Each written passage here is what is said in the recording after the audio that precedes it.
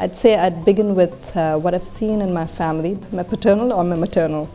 And I usually say this very often, that I think the desire to help or serve, I think is in my blood. That's what I have grown up seeing people do. My grandfathers, both of them have, while one was in the army, retired as a very highly decorated soldier, and the other was a big businessman. And they both, on the quiet, have done a lot of work for a lot of people. And I'm trying to lay emphasis on doing it on the quiet, so much so that even within the family we did not know. So for example, my maternal grandfather, there were many things that we got to know only after he passed away. And it was just amazing the extent to which he had gone to help people and improve their lives, which is something that I don't think happens that easily. I'm not saying that people don't do it. In addition to that, I'd say the school that I went to, which was Rishi Valley, that's where I was till the 10th grade, post which I went to Ajmer and studied in Mayo College Girls' School. But Rishi Valley in many ways also instilled what I would think are positives in me, and that has also influenced me in a big way. And having continued to remain in touch with my village, literally from the time that I was born till now, also has had a huge impact in the sense that it made me realize what the conditions are. It's made me see how things have progressed or regressed.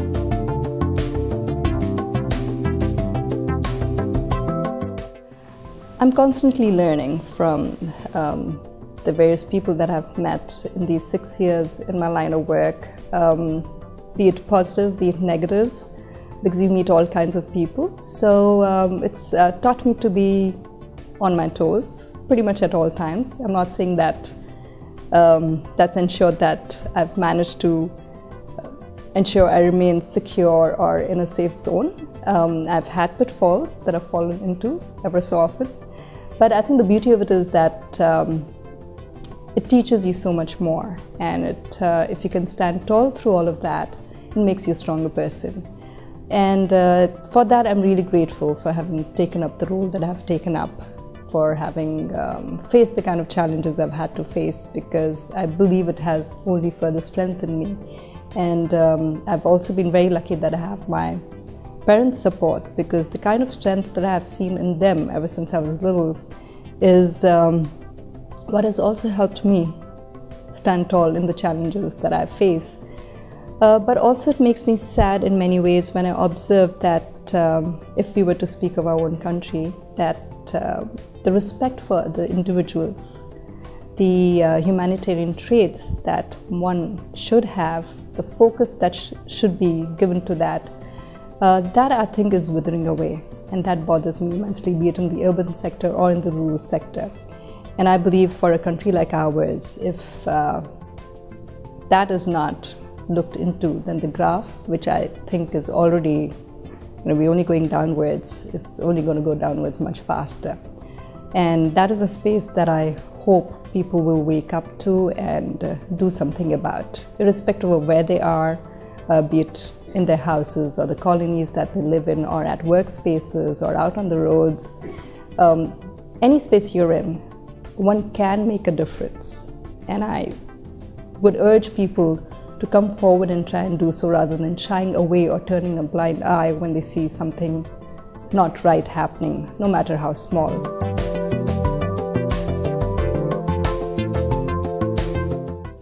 To see the village deteriorate at many levels, I realized that somebody had to come forward and play the role of that bridging agent. And I also thought that if I, as the daughter of the village, didn't come forward to help, then how could I possibly expect an outsider to do so? And having worked in the corporate sector, having certain education qualification, I thought that would play as an asset for me and help me bridge that gap more effectively. And also what I realized is that when you're trying to bring about change, especially of that scale, wherein every aspect needed attention, be it from providing safe drinking water in a drought-affected area, or to improving quality of education, infrastructure development, health services, improving agriculture, providing alternate sources of income because agriculture is rain-fed. So if you really look at it, one needed to bring in an integrated development. And I often feel what happens is that, of course, if you're speaking of the private sector, that is not their job, right? If you're looking at the government, they have their hands full, they have the intent by and large, but they do not have the managerial skills. And therefore the implementation and execution often tends to suffer. And also to bring in certain schemes or any scheme or project, be it through the government or through the private sector, the villagers have to realize that they have onus over it, they're the key stakeholders, and that there has to be a sense of ownership for it to be sustainable.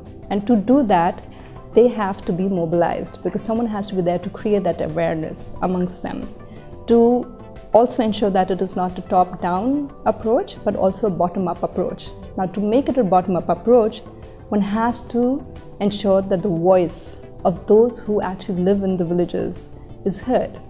So that is the space that I'm trying to fill in, so that they get to benefit, and those who are supposedly trying to make a difference are also able to make the difference.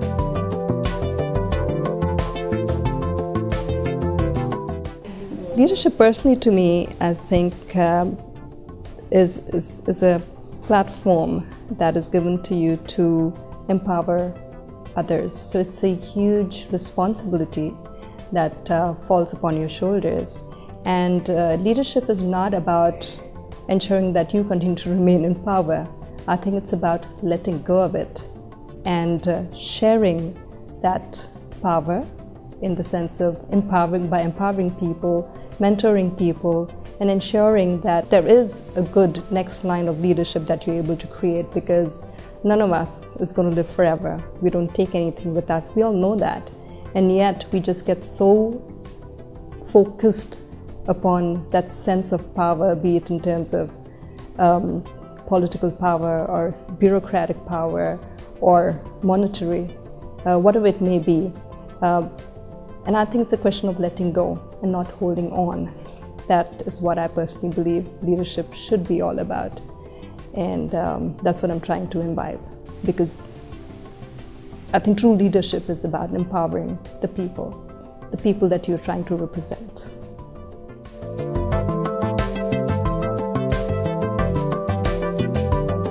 I think the greatest learning for anyone is not through or not by being spoon-fed, but it's by asking questions, which I believe this conference does provide. And also, you learn a lot when you're either through travel or even when you're traveling, basically interacting with people from different countries with different backgrounds, different cultures. And it only makes you realize that we're all humans at the end of the day. If there is a difference, because aspirations, dreams, etc., they're all the same irrespective of which part of the world you come from.